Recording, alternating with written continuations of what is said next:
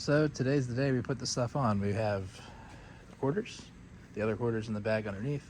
Brought the Z01 side skirts up. Got a couple other things to do, but this is the main plan for today. Get these fitted up, and then I can start to figure out everything else under the car, like how I'm going to do the fender liner, the splash guards, all that stuff. I'm not crazy about just not running a fender liner or having giant gaps in there.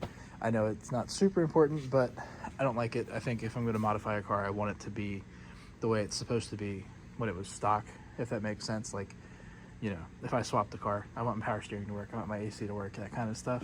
So same thing with cosmetic mods for me. You know, it has to work the way it's supposed to. So that's what we're going to do. There's no marker light. I don't think that'll be a problem. We'll just tuck the wire somewhere, but yeah, things look sweet. So taking a quick look at this situation, these aren't going to work on the back. There's just no way. I guess the wheel arch is shallower now because it's flared out, so it comes down sooner.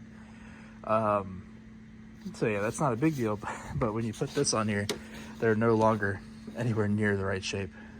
So I probably could trim them. They're a little too thick to bend, and there's not really anything to bolt them to if I do bend them up here, because this is all just really thin fiberglass. So these may end up in the front after all, and then I'll have to figure something else out for the rear.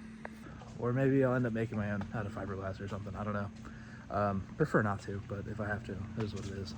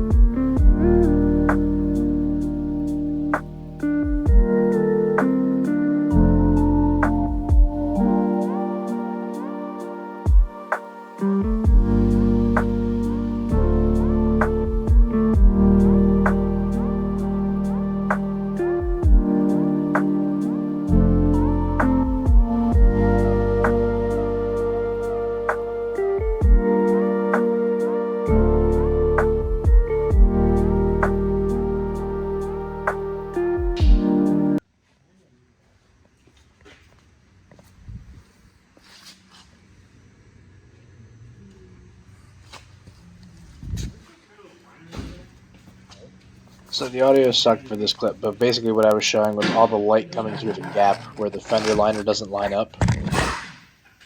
So the only issues I had really installing these is the two bolts that go in this way. Obviously I got them from behind the taillight, but the OEM fenders have nuts built into the fiberglass.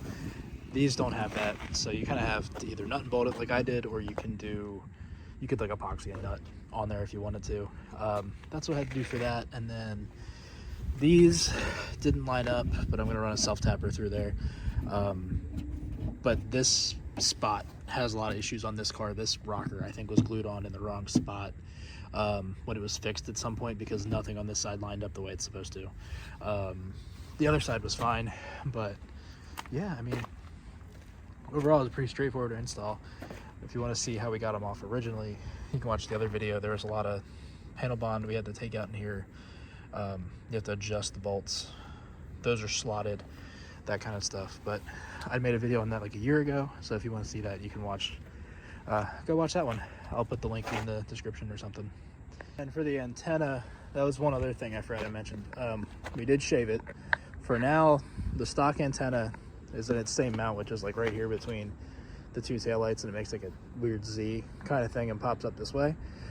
We took the top mount off, or the top bolt for the mount off, and just rotated it like 45 degrees this way. So the antenna is now pointing into here. I don't think it's gonna work. It's probably not gonna get any reception, but that's just for now. There was no easy way to like relocate it at that time. The cable for the antenna runs through the tub. So apparently C6 Z ones are in the rear window, Might get one of those. I might just get a universal like SOSH or whatever, however you pronounce it.